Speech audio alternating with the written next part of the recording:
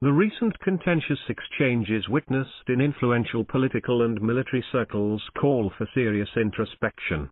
Has there been a breach in the blatantly enforced code of silence? The events of the last few weeks and months have blown the lid off. No cows are treated as sacred anymore. A bonfire of vanities and turbulent resistance may well upset the democratic apple cart. Are we as a nation doomed to suffer the fate of authoritarianism? Are we, in the words of Margaret Atwood, to be double plus unfree, having handed the keys to those who promised to be our defenders but who have become, perforce, our jailers? Envy and lust for power can generate results that can be unsavoury, spite and malice being so obvious in the current scenario. PTI Chairman Imran Khan's recent outbursts have ruffled many feathers. While stating that the new army chief should be chosen on merit, he uttered words that were harsh and inappropriate. The PMLN and PPP leaderships should not be trusted as they want to bring their own army chief. They are afraid that if a strong and patriotic army chief is appointed, then he would ask them about the looted wealth. There are many contradictions in such utterances. The following remark he made in the same public rally would have sufficed: the army chief should be appointed on merit, and whoever is on the top of the merit, seniority, list should be appointed to head the institution. He should have cited the examples of Z.A. Bhutto and Nawaz Sharif, who went down the seniority list by selecting relatively junior generals. The desire for loyalty trumped merit and seniority. The rest is history. By alleging that the PDM coalition are sitting in the government because they want to bring in an army chief of their choice through joint efforts, he revealed his desire to select an army chief under his watch as chief executive, hence the need for elections before November this year. What made him insinuate that the present government may not select a strong and patriotic army chief, who may not be keen to recover the looted wealth? A chief is as strong as the institution, and our military establishment is perceived to have immense strength vis-à-vis other state institutions. A strong army chief is expected to focus on professional military matters as a soldier and deliberately move out of the role of political engineering that successive army chiefs since Gen Musharraf have unfortunately indulged in. A strong army chief will declare that no extensions in service will be resorted to, and the law passed with undue haste, with overt and zealous support of parties like the PTI and PMLN, as well as the PPP, unwillingly, will be amended accordingly. As regards patriotism, there's no doubt about a soldier's patriotic fervor, except that sometimes patriotism becomes the refuge of a general who considers the Constitution a mere piece of paper that can be trampled upon. We don't want such patriotic chiefs. Let army chiefs abide by their oath of office and stay away from Machiavellian statecraft. Envy and lust for power can generate results that could prove unsavory. Another intriguing observation relates to the role of the army chief in pursuit of ill-gotten wealth of politicians.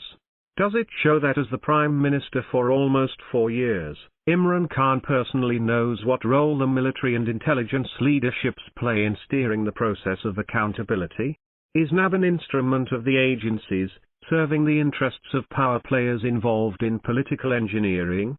The way the accountability watchdog was established in 1999 leaves no doubt of the controversial conduct of successive chairmen of this institution.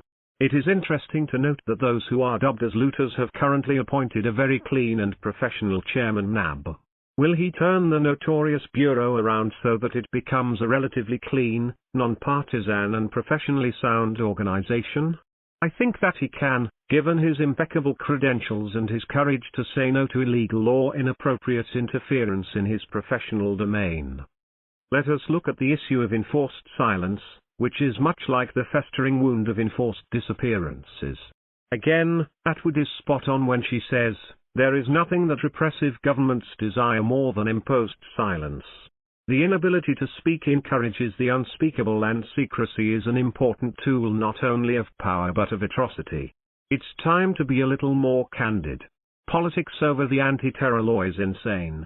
Both the federal and Punjab governments resorted to tit-for-tat criminalization of political wrangling by getting cases registered under the Anti-Terrorism Act, 1997. The definition of terror under a landmark Supreme Court judgment in 2019 is restrictive. These cases should have been thrown out by the courts of law. but no such action has been taken. We are making a mockery of severe offenses meant for hardcore terrorists. Who is behind the heavy-handed anti-terror counter cases? Who is responsible for cases against and the arrest of certain activists and medi-persons when such critics cross the red lines that key state institutions themselves draw? Will we heed the sane advice of respected PPP Secretary General Farhatullah Baba, who said a man may be imprisoned but not an idea? At whose behest does the Pakistan Telecommunication Authority, using deep packet inspection technology that allows websites to be blocked directly, make YouTube inaccessible for most internet service providers when a prominent political leader addresses rallies? This paper correctly cautioned the PDM government should stop playing judge, jury and executioner, and sadly concluded that it is only the country's fragile democracy that is suffering as a result. Indeed, the democratic facade is hanging by a thread in the present grim situation. If you are naive or bold enough to point fingers, down you go as bitter grudges result in peevish accusations. No one is quite what they say they are, they reveal themselves in what they do, says Atwood in Burning Questions, 2022. Without any malice towards quite a few, FSI Jazzuddin's advice rendered in this paper rings true, that prudence tempered with humility might not be a bad medicine to swallow. Otherwise, we may slide into perilous dictatorship where power is arbitrary. The future of democracy must be prudently decided in Islamabad, not in Rawalpindi. The writer is a former IG police and DG FIA. Published in Dawn, September 17, 2022.